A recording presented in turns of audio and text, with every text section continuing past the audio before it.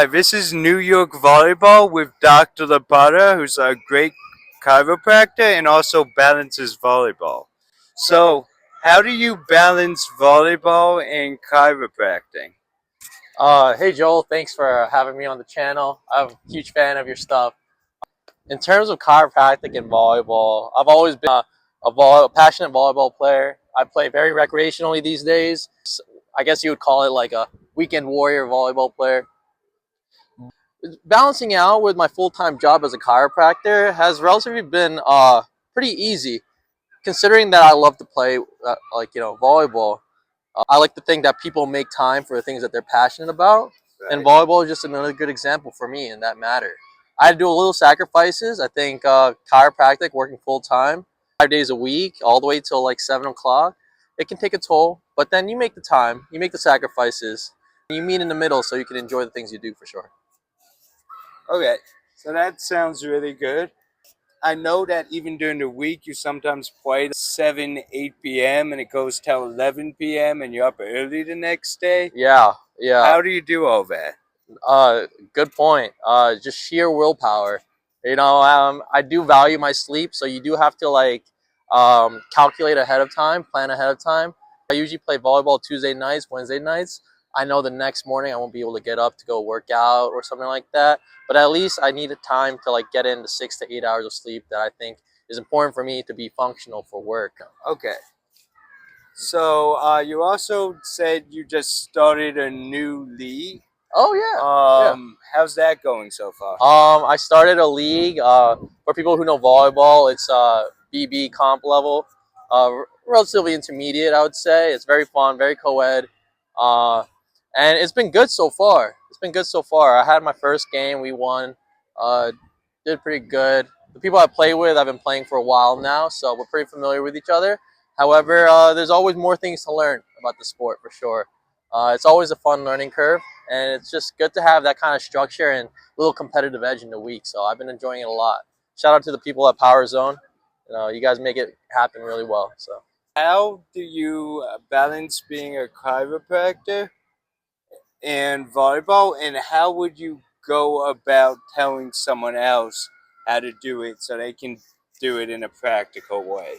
yeah, I think the chiropractic end, my schedule is pretty fixed.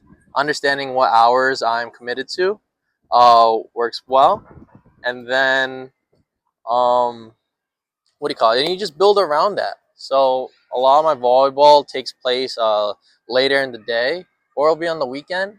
But even then, all the volleyball opportunities that I've seen or I've been offered to go to, sometimes I just can't do it. And I realized as I got older that I have to balance the amount of physical exhaustion I put myself, just so I could stay mindful. Be able to help my patients to the best of my ability. So understanding that balance is the most important thing. You don't want to suffer through burnout, and take care of yourself always. Nutrition, sleep, mental health, physical health. You gotta work out while playing, because people don't understand how physically taxing volleyball can be. So then being able to strengthen those areas where you feel like you're a little unstable or weak at in terms of your physical capabilities is important. So that's the biggest part about balancing it. The schedule, like clockwise and the time, very metric, and just you know count how many hours you're gonna commit to the day, and then stick to it and divide up your time in the day to make sure that you can do everything you need to do and want to do. Okay, so you talked about nutrition a little. Is there like a special diet you do that helps you keep up with both being a chiropractor and volleyball at the same time? Yeah. Nothing special. I'm not really a pro athlete, so I don't be that attentive in terms of things.